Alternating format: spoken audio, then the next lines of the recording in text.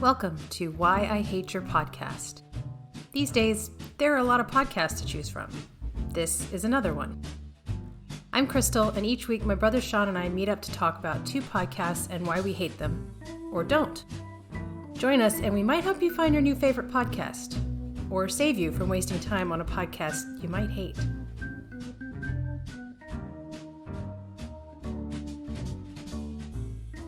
This week we're starting out with a podcast called Criminal.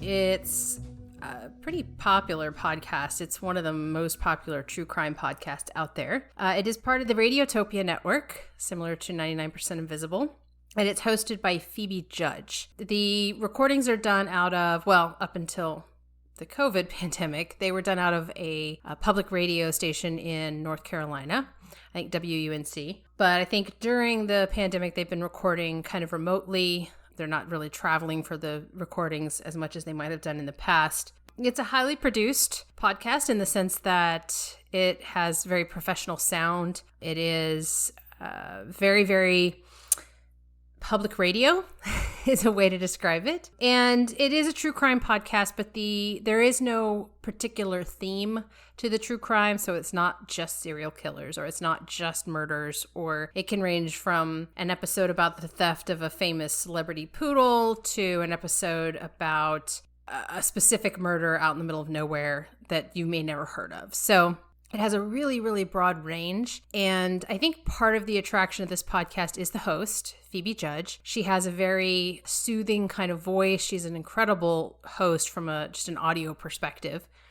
And I've been listening to this series for a while. I think most people who are kind of into podcasts have at least heard of this podcast.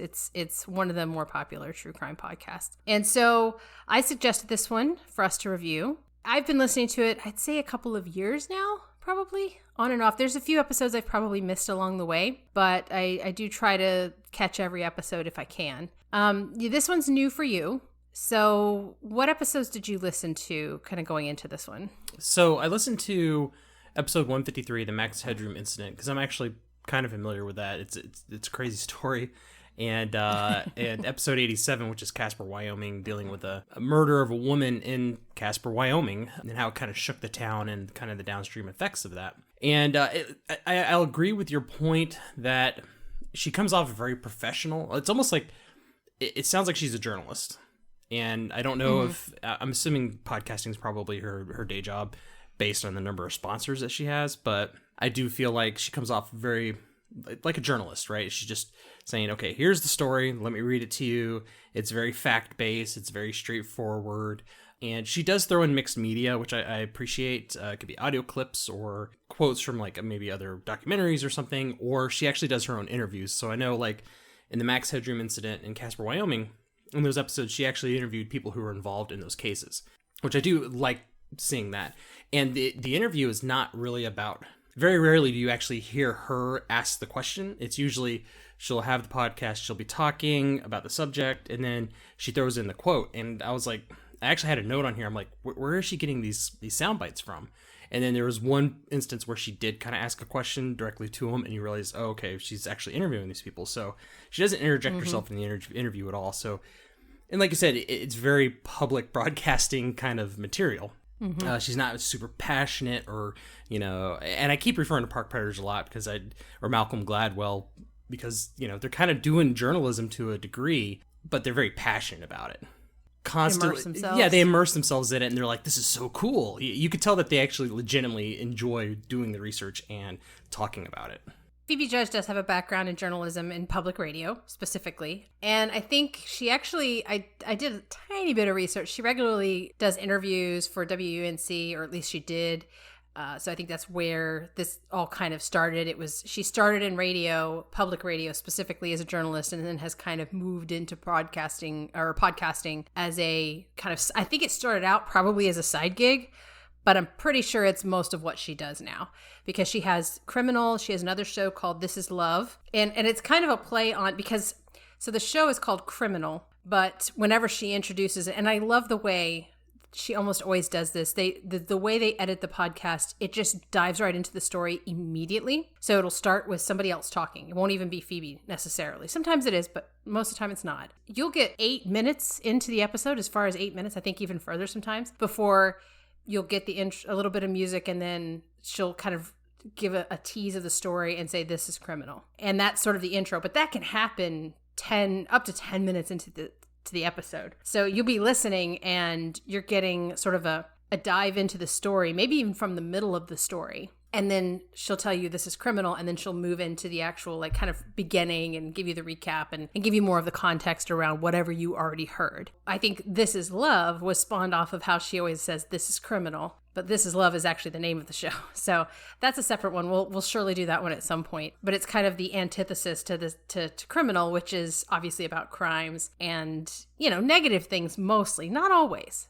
Things that can be involved in the criminal justice system might not always be negative. And we'll talk about that in a minute. But This Is Love is obviously a much more kind of positive, feel-good type of podcast versus Criminal, which is true crime. But yeah, she's definitely a journalist. She comes across as a journalist. I really like the fact that it's not about her at all. She is there.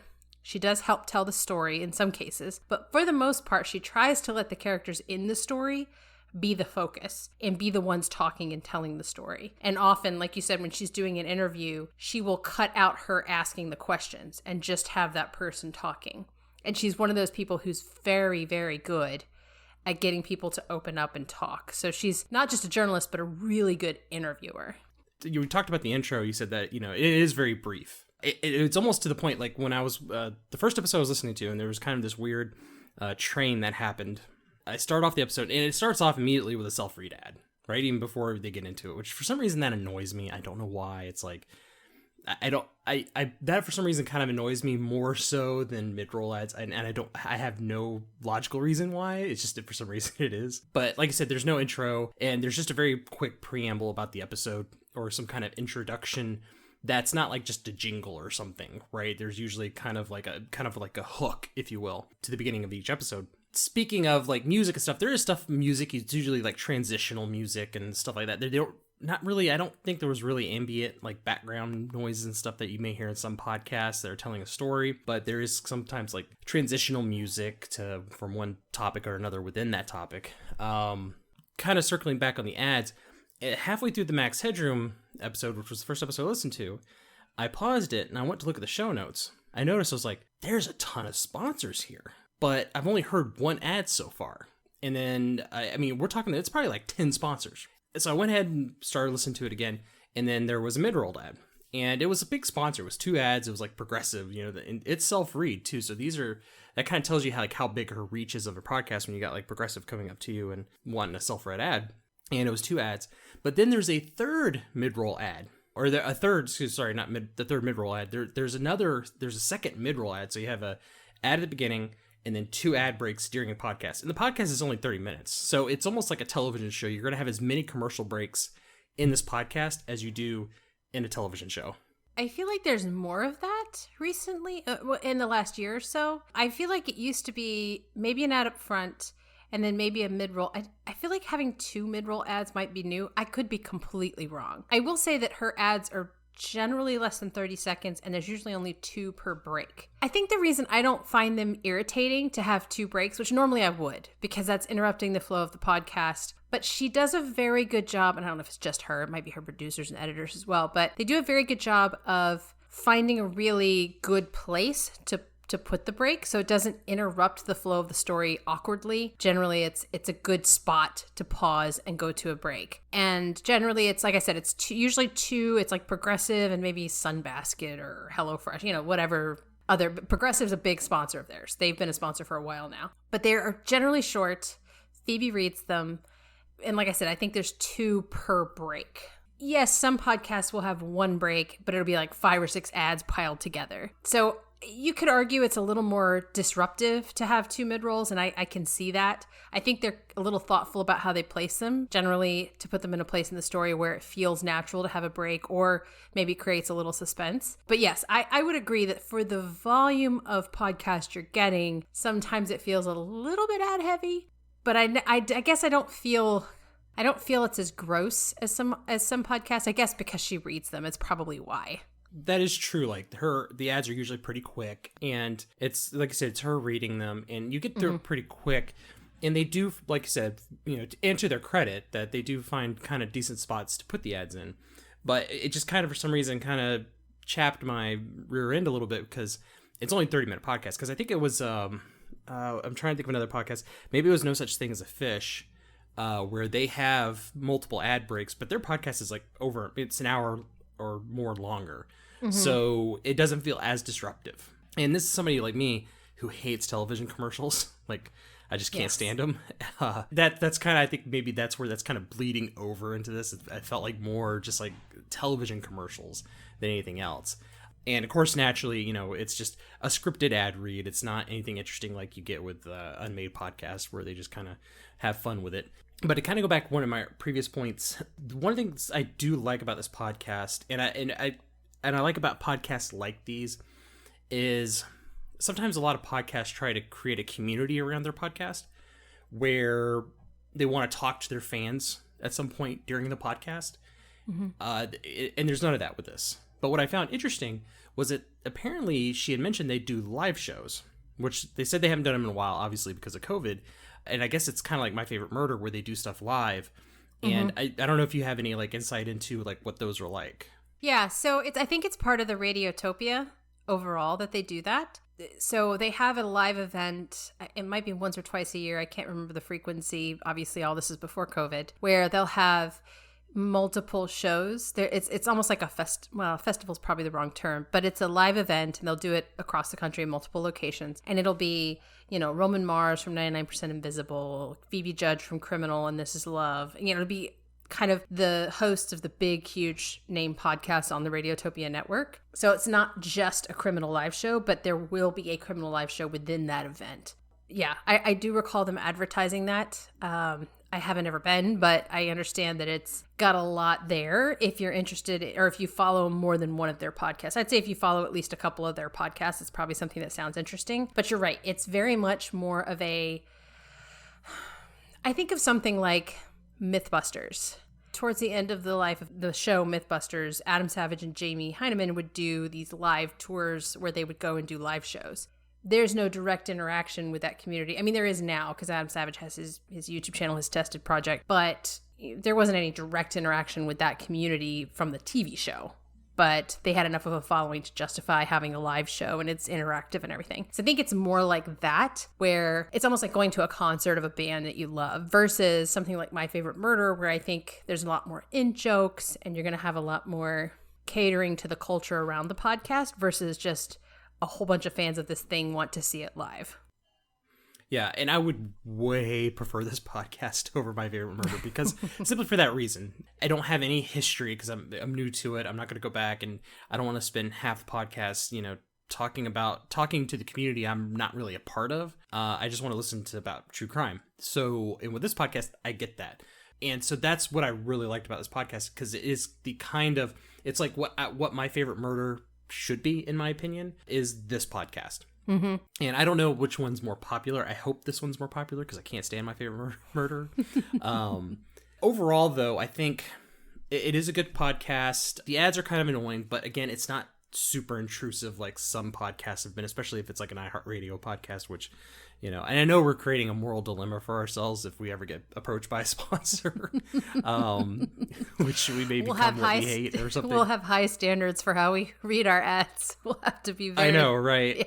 Right. Well, I can understand. So the sponsor's probably going to read us and be like, "Well, we don't want to sponsor them. They hate sponsors." It's not true. Which is not true. We have said that we fully support podcasts monetizing themselves. I personally, the only ads I've ever hated are iHeart ads because they're inserted commercials. They have nothing to do with the podcast. Yes.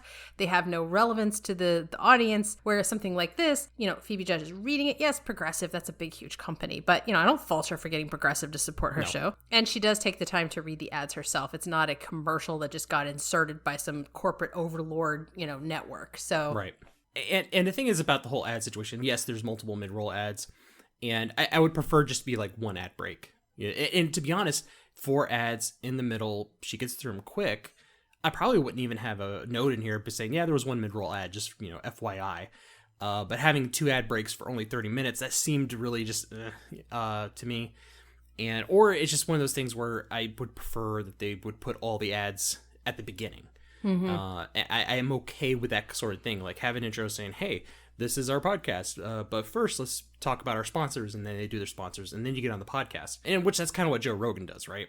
Which is my obligatory Joe Rogan reference.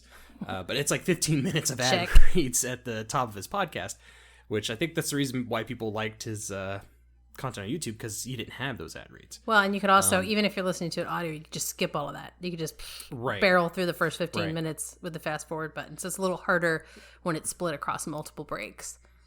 Right. And so I get the interruption to the podcast, and I don't mind it as long as it's not iHeartRadio style type of thing. Or if it's like a 15-minute ad break in the middle of a podcast, that's a little disconcerting.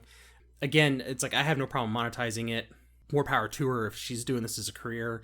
I hope she's making great money doing it, and I fully support her being sponsored. It's just I wish they would rethink that and just either do one ad break or do it all at the beginning. That would be my personal preference. Yeah, and I think with the volume of ads they have, it would be pretty easy for them to combine that into one ad break, and it wouldn't be an issue. I think this is probably more of this is how it's done in public radio, is my guess. And that's probably why they're doing it that way, because this format it feels very public radio. And generally, you don't go more than 10 minutes, if that, in public radio before you have your commercial break / sponsor break or whatever. So I feel like that might be it. It's less of a decision about the format of the show and more of this is how we do it in public radio. That's just a guess. But yeah, well, I mean, but Sex with Emily is it's a they call it a podcast. It's basically from the radio show. But that's a Sirius XM. That's a satellite radio show, which is very different than public radio. Okay, so true. Very true. I'll give you that. Yeah, but I will say, getting back to the content of the show, I think there's a lot of positives here, and I will say this podcast has probably made me cry more than any other podcast I've listened to, because Phoebe's very good at finding stories that she's very empathetic to, and or will cause you to be empathetic to the person speaking. I think one of the recent episodes was called Sister Helen, which was about Sister Helen Prejean, who was the author of the book Dead Man Walking. And so since the 80s, she has been, as a nun, has been basically the spiritual counselor for multiple people on death row, including witnessing them being executed. And it was an absolutely astounding episode. It's one of the longer episodes. I think it's like 42 minutes, which is pretty long for her. And 95% of that is just Sister Helen talking. Like, Phoebe doesn't even bother. She doesn't even have to ask a lot of questions. And if she does, she cuts them out and let Sister Helen talk. So I think if you're diving into this podcast for the first time and you want kind of peak criminal, that episode, Sister Helen, is a great one to start with, because I think it really highlights the quality of the journalism happening here, as well as when the character or the person that they're talking to is incredibly interesting, just letting that person shine and letting them be the focus of the episode. What is it like to think about the execution or to be with someone on death row, speak with them when you know they're guilty? And what is it like when you believe that they're innocent? Is it different for you? Well, here's the bedrock. Every human being is worth more than the worst thing they've ever done. Every human being. So when I'm with the guilty, I'm very conscious of that. And recently, the Catholic Church, coming to that awareness after a long dialogue, that's the bedrock principle, the inviolable dignity of the human person. Innocent, there the outrage is about our system and about the ignorance, because people aren't awake to it, because people aren't close to it, because they don't see what it means for people to be executed. I'm with a man right now. I've been accompanying him on death row. Manuel Ortiz is his name. For 20 years, I take him one at a time. So he's lasted 20 years, and they haven't killed him, and I've been with him. And he is innocent. And how do I know that? Because I have studied the case. I've seen the case. I know what happens when prosecutors have the power, have the evidence, can hide things. And he gives me a lot of courage. But then I'm an advocate, see? When somebody's innocent, you got to fight for them. Do they need a good lawyer? Do they need to change lawyers? Do they need to get an expert witness? Do they need to get DNA tested? I'm right there by his side, not just simply visiting him. How is it, Manuel? Hope you're not having a bad day. But you're by their side, and you do whatever it takes for justice to be done and for the truth to come out. I think that's where this podcast really sets itself apart from most true crime, because it feels to me like true crime as a podcast genre is mostly there for, let's talk about these terrible crimes, you know, the shock value. It feeds off of that it's the same thing that makes all of the true crime stories on Netflix and all the documentaries super popular, right? It's like, these are grisly, terrible crimes, and we're all kind of fascinated by that. But I think one of the things about this podcast that sets it apart from other true crime podcasts is it kind of zeroes in on the humanity, and usually we'll focus on one, maybe two people involved in the story. So it's a very narrow band of focus versus let's talk about this entire serial killer's history and their, you know, it's very different from other true crime podcasts, I would say. No, and I agree with that. It reminded me of Park Predators in that same way, where D'Ambria was very good at communicating about the family, the victim, talking about the victim. You got to know the victim, which a lot of podcasts where it's like, oh, let's just talk about the serial killers because they're crazy, and it's crazy, you know, and it's delicious. Like you said, a lot of true crime podcasts are more about the spectacle as opposed to the events surrounding the spectacle. Yep. And I think she does a pretty good job of that. And that's kind of the whole Casper, Wyoming thing. That's almost the whole entire premise of that case was why it stuck with these people. For the murder happened in 1973, I think, and how it stuck with everybody who was involved many decades later.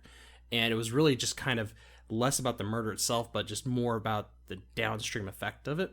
I will say, whenever I go do these kind of reviews, especially for a new podcast, my app podcast player has, you know, a list of all the episodes, and I just kind of scroll through it. And it literally it's just the episode and the link, and that's it, or the length, and that's it. And I scroll through and I look for episodes that might be interesting, and I try to choose them randomly. And even the show notes themselves, the summary of them, I find are still kind of lacking. It was hard because the Max Headroom one, I already knew what that was, so I was like, okay, I'm gonna listen to that because I know about that situation. I want to see how she reports on it because that's a very fascinating thing. But then I was looking for other ones, and I was reading a lot of these, and I was like, the summary doesn't really even give me a good idea of what it's about. So I just kind of randomly chose one as opposed to just trying to choose something that, you know, I found legitimately interesting. And the Casper, Wyoming one, which she did a good job of exploring the human side of things, it was, I hate to use the term forgettable in a way, but it wasn't like a super exciting episode, I guess. That wasn't, I think, the whole goal of it. The whole goal was this affected a lot of people, and here's why, as opposed to some crazy, you know, excitable thing.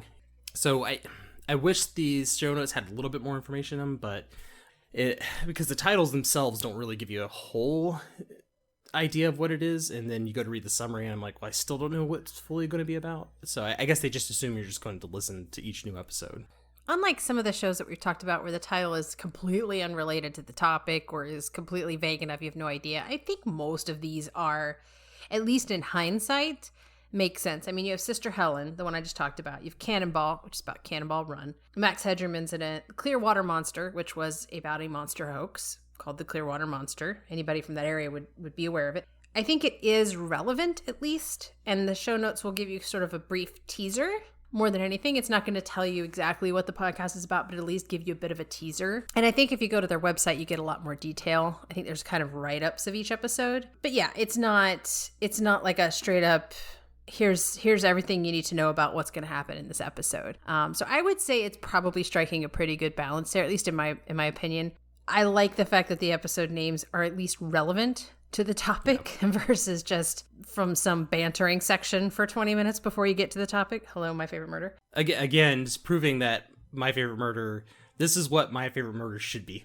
Yes, I would agree. I do think this is one of the best true crime podcasts I've ever listened to. And it's very different from many of the others I've listened to. And it's not that I think every true crime podcast should be criminal. It should be this show. But I think it's one of the best. So clearly from a ratings perspective, I love this podcast. I don't hate it. And I think I've pretty much looking back on it, I went back through my podcast, but I don't think I've skipped any episodes since I started listening to it. I might get a little behind, but because they're shorter, which is another kind of bonus, if you skip ads, you can get through one of these episodes mostly in 20-25 minutes max. So it's kind of nice because it isn't, I listen to a lot of podcasts that are very long form, and it is kind of a relief to have some that aren't long form that I can get through pretty quick. So I find that as a plus. Yeah, and I was going to say, I mean, they've got a big back library of podcasts, and that is one of the bonuses, that it's not a huge commitment, right? Like I said, even without the ads, it's around 20 minutes or so, maybe 30 minutes at most. It's great. You can take it in small digestible bites, especially if you're going back to the back catalog.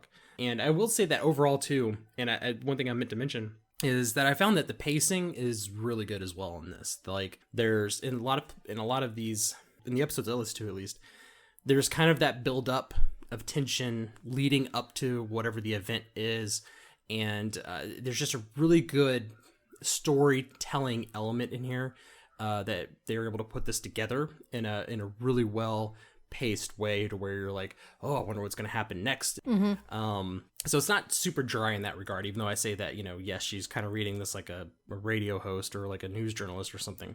Overall, though, the pacing of the actual storytelling is very good. Although I will admit that the Max Headroom episode, and then that's, just spoiler alert, they never solved that case. It's pretty famous. I'm sure a lot of people already know about it. But they're kind of building up to, here's the theories of who it might be, and they kind of get into that, and then they end it saying, but it was never solved. The end. It's like, oh, okay. That was it. It was like such a drop off. It was almost kind of like anticlimactic in a weird sort of way. But I mean, I guess, it's well, it was never solved. And I think what's so much fun about that story is the speculation, right? Like, that's why I think they spend so much time on it. That's the fun part, is like, who would do this? Like, it's such a bizarre thing to do. So I think that's a lot of what was going on there. And I think that's why they were just like, yeah, it was never solved, because the fun part is the speculation. Right. And she did mention, like, there's a subreddit for it, which, of course, naturally there is, of course, these detective internet sleuths trying to still solve the Max Headroom incident to this day. And I'm sure there's probably one for the Zodiac Killer too, but of course. But anyways, yeah, I don't hate the podcast. It out of the true crime podcasts we've listened to, this is definitely one of the better ones, and I will keep it on my radar. I will keep subscribed to it, and if I find time, I'll cram it in some episodes here and there when I can. And I will just recommend the episode. I know I recommended Sister Helen. I think Cannonball was a recent one that was really good, about the Cannonball Run. So, because it's technically a criminal activity, but it's a really fun episode. So, one for the listening list if you're gonna go check it out. So the next podcast we'll be reviewing today is The Babylon Bee. And I'm sure most people are aware of Babylon Bee, as occasionally some of their stories go viral with people thinking it's a real news story. So if you're familiar with The Onion, you kind of get a general idea of what the Babylon Bee is, but it's kind of got more of a conservative Christian satirical website, although I think that's not, they're kind of equal opportunity offenders in all reality, but they have a podcast called The Babylon Bee. And the host of the podcast is the editor-in-chief, Kyle Mann, and the writer, creative director, Ethan Noelle. And the official description of the podcast is, this is the official, authoritative, inspired podcast of the Babylon Bee. Join editor-in-chief Kyle Mann and writer-creative director Ethan Noelle for a look at weekly highlights discussing the spiciest topics of the times, the stories behind the stories, and a behind-the-scenes look at the inner workings of America's most trusted source for Christian news satire. And that's kind of where they started off, was they're not big fans of, like, the prosperity gospel types, the Joel Osteens of the world, and that's kind of where they got their initial fame, was making a lot of jokes about Joel Osteen and printing them off as news articles. And they kind of expanded out from that to cover politics, culture, pretty much anything that's topical at the moment. So they have, and their podcast is, if you're familiar with Babylon Bee, then you're going to be kind of familiar with the content of the podcast. They have kind of a different, sometimes they have interview episodes where it's just all interviews, and then they have like a typical podcast with a specific format that they usually follow. And they also share the podcast, there's a video element to the podcast on YouTube, and their show notes will have, all the links and everything that you need that they talk about. And episodes are usually between 30 minutes over an hour. I've been listening to him for a little while. The only reason why I started listening to him, because I knew the Babylon Bee, they're kind of snarky and they can get a little spicy at times. I mean, it's they've gotten in trouble for some of the things. But I only started listening to him only because I saw that Michael Malice, which I'm a big Michael Malice fan because he's insane, was one of their earliest guests. And from that point, I've been sort of keeping up with it. I don't listen to every episode religiously, but I do listen to it. So what's your take on it? I think this is all new for you. Oh yeah, this is really all new for me. I had heard of the Babylon Bee, but I didn't know exactly what it was. I knew it was a satire publication like The Onion, right? So they would publish stories that weren't true because I had seen them shared here and there, but I didn't know anything about, kind of an idiot, I guess. I didn't recognize the fact that the name sort of reveals that this is a sort of Christian-based satire. And honestly, I think if you weren't aware of that, it might not be obvious. Maybe listen to the podcast, but if you look at their site, it's very much like The Onion. I think they do take the Mickey a little more out of the left than they do the right, but to your point, there's definitely some articles in there making fun of the right as well. I think everything's sort of fair game, and it doesn't feel super, super targeted, but I think they definitely have fun with sort of the extreme left and some of the craziness that results from the extreme left and having fun with that from a satire perspective. So I didn't even know that they had a podcast, but I did listen to a couple episodes. I didn't listen to any of the interview episodes. So the 3 formats that I see happening currently in their feed is interview episodes. They're kind of regular episodes where they go through stories of the week and weird news. And it's basically just a reason to laugh at whatever's going on in the news. And then they have a series they're doing right now where it's like a book club where they're reading Lord of the Rings and just kind of talking about it, cracking jokes, being funny. Because I would say both of these guys are pretty funny. Their podcast is interesting, their regular format, because they don't have a studio audience or anything, but there's one guy. And I don't know who he is. I don't know if he's their editor or whatever, but he laughs hilariously at almost everything they say. And it does actually add a little bit to the podcast because he's sort of in the distance. You can just sort of hear him laughing, but he's clearly very easily amused. I mean, not to say that they aren't funny, but it's almost like, and I think they even jokingly call him their laugh track. I don't even know who it is. It's just some guy that you hear every now and then laughing when they're telling stories or making jokes. But it is very much humor first versus news first. This isn't a news podcast. This is a humor podcast. And I have to admit, there was several times in the couple of episodes I listened to where I was definitely laughing, including when they were doing the Lord of the Rings read. Well, not read. They're not reading the book on the podcast, but they're discussing the chapters that they read that particular week or whatever. And they are funny. I'm not going to lie. I definitely cracked up several times. They did a segment on one of the episodes where they were like, I don't remember what the segment was called, but it was basically where satire becomes truth, where they would take an episode of the Babylon or something from the Babylon Bee website, an article, which was a satire article, and then there's a news story that almost is just as bad or is really close to that, or if not completely that. We're like, that prediction came true. That was pretty entertaining. So from a production quality standpoint, I found it to be pretty good. I think the exception is the episodes where they're doing the Lord of the Rings book club thing. That sounds like they're wearing masks and calling in on a Zoom call. It's really bad, the audio quality. But the rest of the episodes, like the regular ones, they sound just fine. So it's pretty professional in terms of the level of the production quality. But yeah, I found it amusing. I definitely think if you are uptight about politics, either side, you probably are going to struggle with this one a little bit if you can't laugh at the absurdities on either side of the aisle. I think this one does tend to, like I said, make a little more fun of the left side of the aisle than the right, but they've done both in the 2 episodes I've listened to. So I think they're somewhat fair and balanced in that respect, but it's satire, and so the primary goal is to make people laugh, and I found most of it pretty funny. So that's my first impression. Like I said, I only listened to a couple of episodes, though.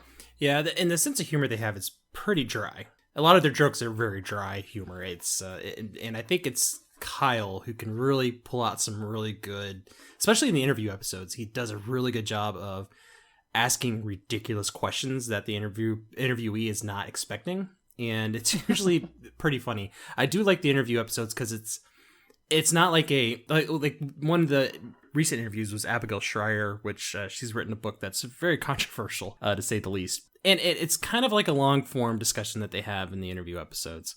it's almost like they're not taking it seriously, but they kind of are, though. It's kind of hard to describe. And they are pretty funny. I think they're funnier in the interview episodes because they can play off their guests really well than they are just like in their typical episode. And that's just I prefer, to be honest, I prefer the interview episodes over the regular episodes because they do have some pretty decent guests on.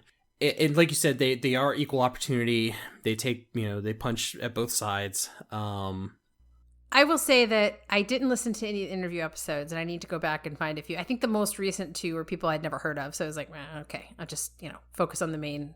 I wanted to get the main kind of guts of the show and what they do. They are a little bit on the regular show. They are just a little bit morning zoo, with some sound effects, and as they go into each segment, it's like, now here's some news that's weird, and they'll play a screaming goat or whatever, so there's a little bit of that in their regular series, or their regular format, I should say, which I'm not crazy about, but whatever. It's fine. It's a comedy podcast. I think the writing and the natural kind of humor between the two of them, because I think the stuff that's really funny is the stuff that's not scripted, which is one of the reasons them reading The Lord of the Rings has been kind of entertaining, because they went off on a whole tangent about Farmer Maggot because they were on the shortcut to mushrooms episode, and like they spent a long time talking about his name and how that was just the worst name you could possibly have. And they're like, well, maybe it's Farmer McGo.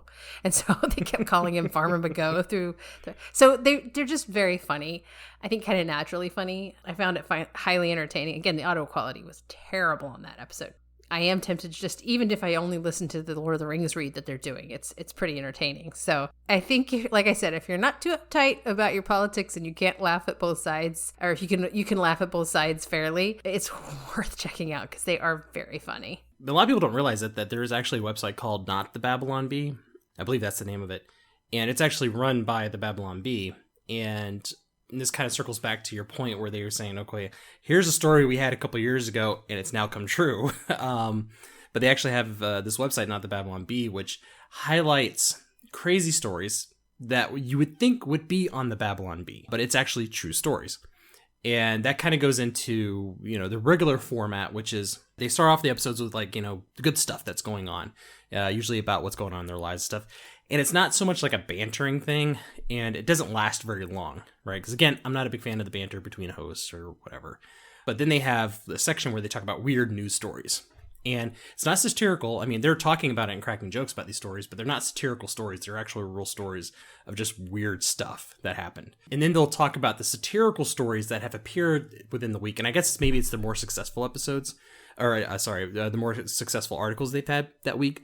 And they kind of give context around that. So, for example, Skynet could do whatever it wants. Or actually, the episode was Not My President and Skynet could do whatever it wants. It was kind of talking about, the context around it was because of things that Twitter was doing and being Twitter. Because sometimes I think some of those stories, you read it and it's just, you're like, okay, I don't know.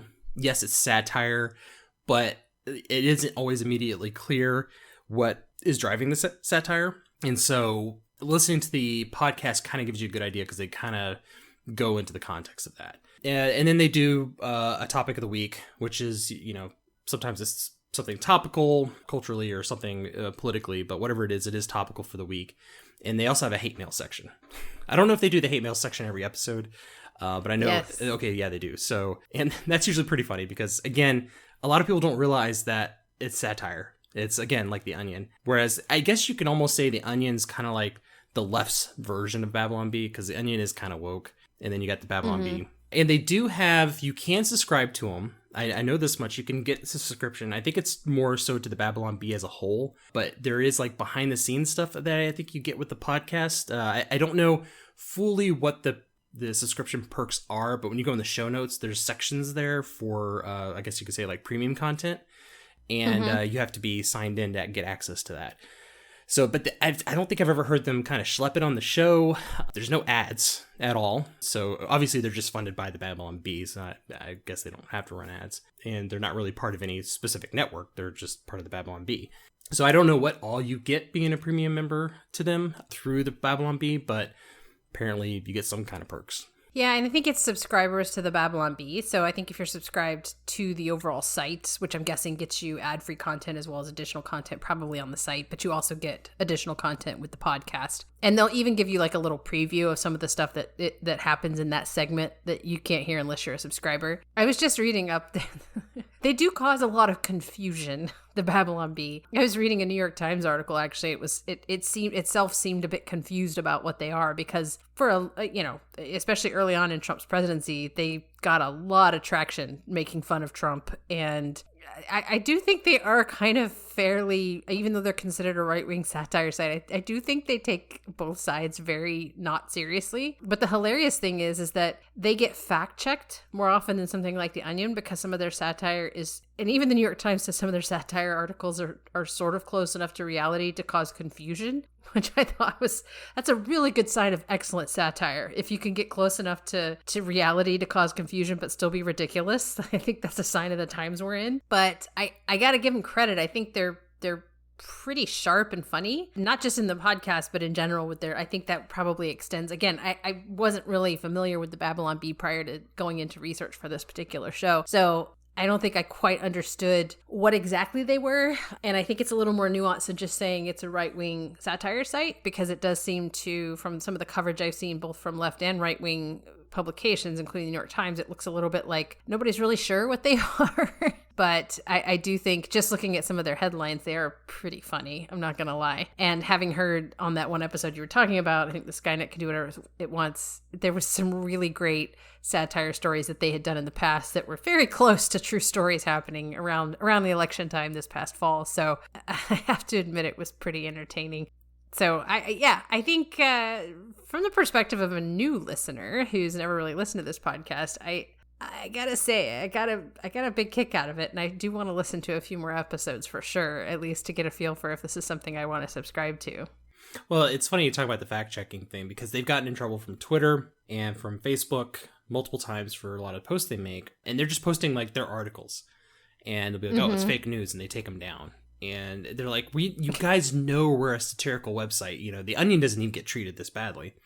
And that's the thing, is that there is definitely a bias in the media against the Babylon Bee that The Onion never gets. Because The Onion, it goes viral, you know, this crazy story, and people are like, oh, that's funny.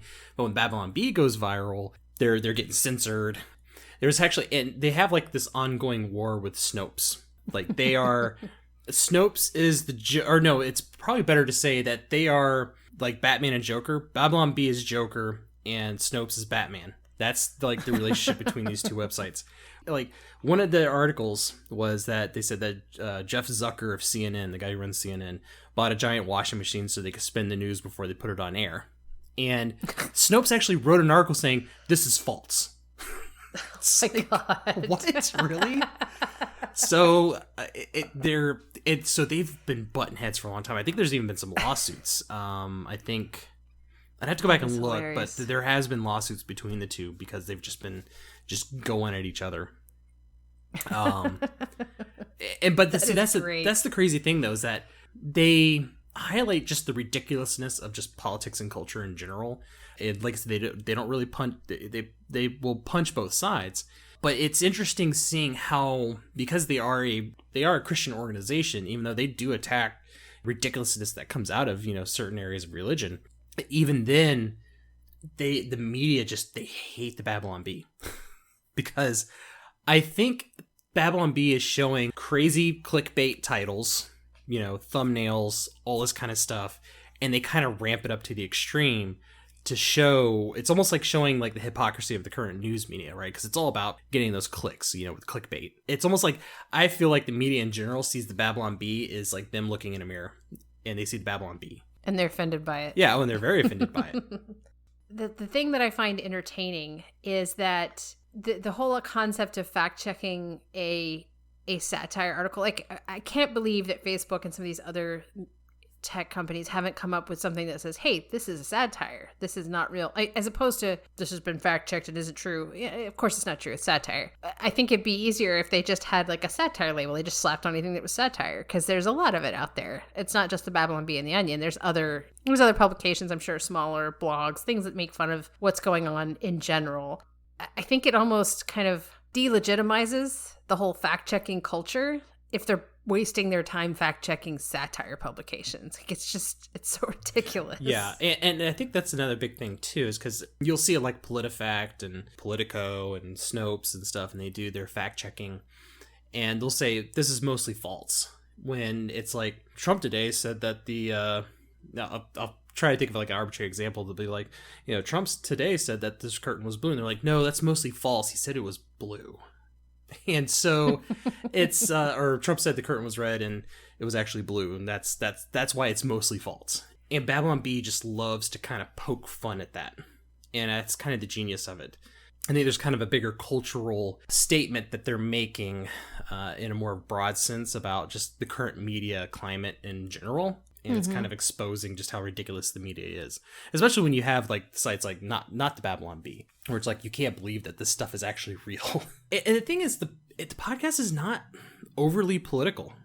I mean, a lot of the stories may have politics in it, but they themselves don't feel political when they're talking about them. Yeah, I would say, I mean, like the most recent episode I listened to, I'd say when they were doing, and this isn't official because I didn't count them, but when they were doing the satire articles they did that have come true in some form, probably 60 to 70% of them were making fun of the left. And then the other 30% was probably making fun of the right. Like one of them was about Trump, not wanting to leave the White House, or Trump will only leave the White House. I don't know. It was something about trial by combat. I think it was Trump will only leave if he loses trial by combat or something like that. And then there actually was a story about Rudy Giuliani making a comment about that. He was obviously, I think, joking, I guess. I don't know. I don't know the context of it, but he technically did say, we demand trial by combat. So they're like, this is great. So what's funny is that they get hate mail, and it's hilarious because a lot of it is from Christians.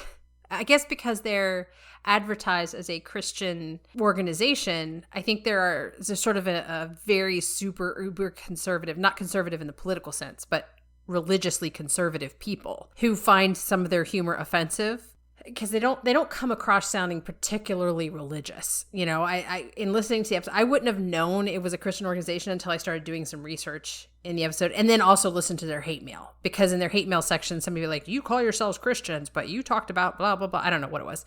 I don't even remember. But so I think they actually live in a world where they're getting sort of, they offend some of their not constituents, but their readers or subscribers who are there because, hey, finally an organization that's Christian that I can support or whatever. And then they're obviously getting hit by people on the left who are like, you can't make fun of the left. It's not allowed. And I do feel like, and it goes to support something I've noticed in general, which is that most people in the center or I would say who are center right and even some center left are much more okay with being made fun of than people on the extreme left or the extreme right. Like the people on the extremes are the ones that really can't tolerate being made fun of, and they're the ones that are the easiest to make fun of. So I think people who are uber sensitive about either side are probably not going to be happy with the Babylon Bee and their podcast. But I think for everybody else, I think you can find some entertainment value here because it is funny and some of their stuff's well written and hilarious, regardless of which side they're making fun of. Well, and that's the thing. It's like they actually started off, it was like, and I had mentioned this earlier, was a satire around like the whole prosperity gospel thing. And so, because, that stuff is kind of ridiculous. And actually, one of their articles from 2017, there was all those floods in Houston. They had a headline, Joel Osteen sails luxury yacht through flooded Houston to pass out copies of Your Best Life Now. And again, people thought that was actually real. And CNN actually reported no, we confirmed Joel Osteen was not in the area. So, that's great. Yeah. So and that's the thing is a lot of their hate mail is that way. And to be honest, and again, I don't feel like they talk about religion a lot. It comes up occasionally, I think. One of the recent episodes, they were talking about, I guess they had a debate on apologetics or something, and they'd gotten some hate mail of someone who thought they were smarter than them, essentially. Oh, yes, I did hear that one. Yeah. Yeah. It makes me think of, now, Steven Crowder, which I am not a fan of Steven Crowder, right? I don't think he's funny at all, but he does have a series of episodes from his show. I wouldn't really call it a podcast, but it's debating religion, and because he's a very religious guy. And sometimes in Babylon Bee, they get into those kind of debates and whatnot, but it's never super in depth. But again, if you find that kind of stuff interesting, then you might find that interesting. So yeah, I didn't hear much. I do remember that piece of the hate mail where they were talking about, oh no, the so-and-sos with the conservative, and I don't even remember what the story was, but yeah, I don't remember. It was an episode I hadn't listened to, so I didn't quite get the full context of the hate mail, but it was I mean, they did discuss it for a little bit, trying to break down what the heck they were actually saying in the letter. And it's funny because the hate mail doesn't strike me as a let's read our hate mail and make fun of these people, although occasionally it is that. But sometimes it is trying to understand what exactly the person took issue with and saying, okay, that's cool, you know. So I always appreciate that when, especially when you get into these kind of publications that are either news related or whatever, if they're willing to listen, and just podcasts in general, I guess, if they're willing to actually engage with the people who have things to complain about to some extent, I always appreciate that. Even if it is to kind of jokingly poke fun at it, it's great because it means they're reading it. Somebody's reading it. And so that's always a good sign, I think, when podcast hosts actually read the correspondence from their listeners, even when it's not positive. Yeah, and I think they kind of take it that the fact that they do get hate mail as a badge of honor to a degree. Yeah. So, and they decide to capitalize on it. But, as far as reviews go, I don't hate the podcast. I'm not I don't listen to it every week. I usually just kind of keep an eye. Usually if there's like news heavy weeks where crazy stuff is happening, typically I'll check them out then just to see what kind of crazy articles have come out of it. And it helps kind of lighten the mood of some more of the dire news weeks, I guess you could say. But yeah, I don't hate it. I don't listen to it religiously, pun intended, but it's definitely, I think it's something worth checking out. And again, kind of like you said, if you're very sensitive politically, like if you can't take a joke, you don't have a sense of humor about politics, then don't listen to it. If you're on the right and you don't have a sense of humor about politics, and you're on the left and you don't have this sense of humor, don't listen to it, because you're going to offend those people no matter which side you're on. I definitely think it's worth a call out. Again, if you're sensitive to that stuff, just don't even bother, because you're just going to stress yourself out. I'm not, and I actually really enjoyed it. I think I will definitely subscribe to it. I don't hate it. I'll subscribe to it in the sense of I want to have it in my feed so I can keep an eye on it. I probably, like you said, I won't listen to every episode because I don't have a lot of extra room for new podcasts, but I think this one has enough value and enough entertainment factor that, especially if it's a rough week and I just want something to laugh at, this is definitely one that I would queue up to listen to. Have thoughts you want to share?